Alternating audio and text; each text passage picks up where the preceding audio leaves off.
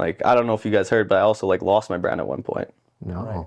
Yeah, so I got a cease and desist letter from down in the States. So this was before I had to actually change the name. So it's called Resilient now. It was called Relentless before. Okay. And I got a cease and desist letter from this company down in the States that also had the name Relentless. And they're basically like, hey, you guys got 10 days to shut your business down. We already have this business name trademarked. You can't use it in Canada. You can't use it in the States. Wow. We need you to shut your business down or we're taking you to court.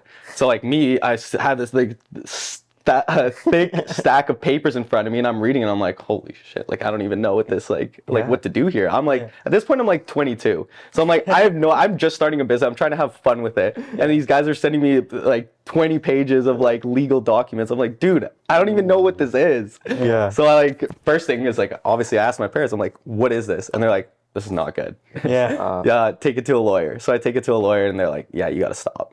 You got like you have 10 days or else they're gonna take you to court and you're gonna end up paying more money and whatever. So yeah, at that point I had like 300 items on my shelves and I had to sell everything within 10 days. Wow. Sold it and then I restarted the brand with Resilient 8 months later. And then took that, learned from that, and just kept on going, man.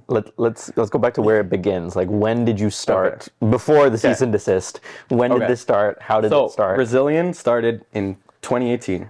Okay. Relentless, when I actually took the first like jump into clothing, was 1 year prior. Okay. 2017. And what was the idea behind that? Like, why do that?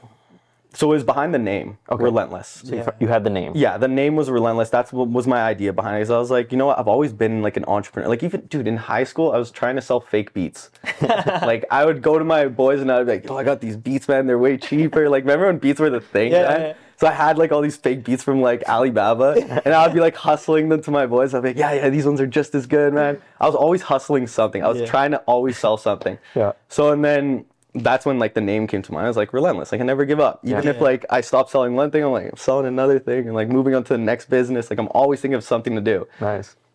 So then that's when I created Relentless. And I was in the like gym at the time. Like that was my big thing. So I was like, okay, gym, Relentless, like kind of my mindset, like let's put this together. Yeah. And then that's when I started making stringers.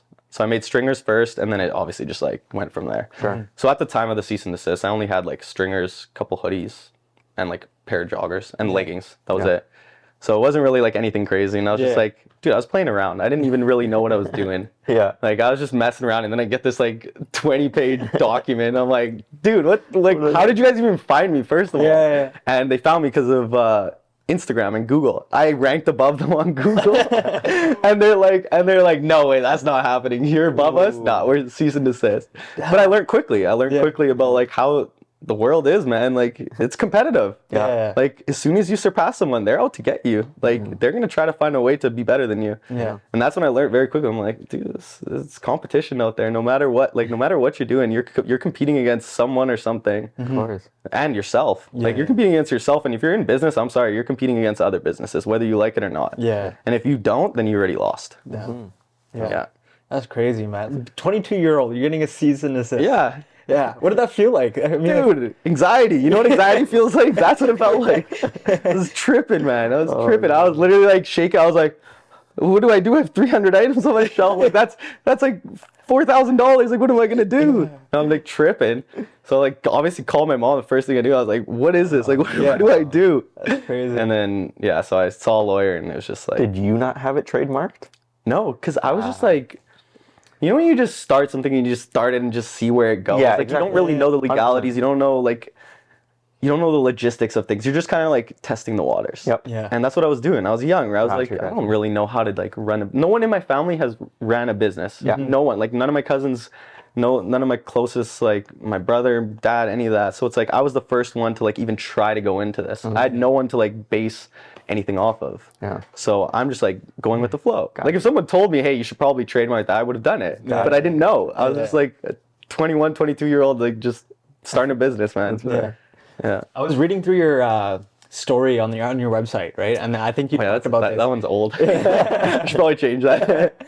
But no, there was a moment where I was like getting like goosebumps because the story was sick. It was like I think it was a similar where you almost lost your brand, right? And then you come back and you attach your goal to your brand name, right? Yes. So touch on that for a little bit for me. Like, how did you come up with Resilient to what it is now, right? Yeah. So obviously started with Relentless. Yeah. And then after like I lost it, there was an 8-month period of where I didn't have the brand. And I was like, okay, I gotta come back. What's the name gonna be? And then that's when I came up with the word resilient, because obviously what happens, like, it doesn't matter. Like, relentless and resilient are similar, but the resilient was like, okay, you guys knocked me down, but I'm still coming back, and I don't give a shit. Like, I'm going to make it. I don't care. Like, you guys can hit me with all the legal stuff you want, and like other businesses can come attack me. I'm still gonna keep on going. And at that point, I decided, like, no matter what happens with resilient, I'm gonna make it to the top. And so that was the word resilient. And then the other word was million. And that's because that's the goal, is I want 1 million orders. So online orders, once I reach that. So the goal's already in the name. So every time I say the word resilient, it's like triggering my mind. It's like, don't forget, you have to reach 1 million orders. And if you don't, you failed. So it's like something that keeps on reminding me, like, keep hustling. Like, you're not there yet. Like, so it's almost like instilling like that hunger. It's like, I know like my goal's up here. I'm right here, whatever orders I'm at right now. I don't even know, like maybe 20,000 orders. And I still have to get to this spot. So I'm always going to be hungry to get there. Whereas if I didn't have that, the goal in the word, maybe I wouldn't be as like hungry to do what I'm doing. So yeah, resilient, million put together creates resilient. And that's when it came together. I restarted it in September 2018 and just been hustling ever since. But the brand has changed a lot. Like, before it was mainly just fitness.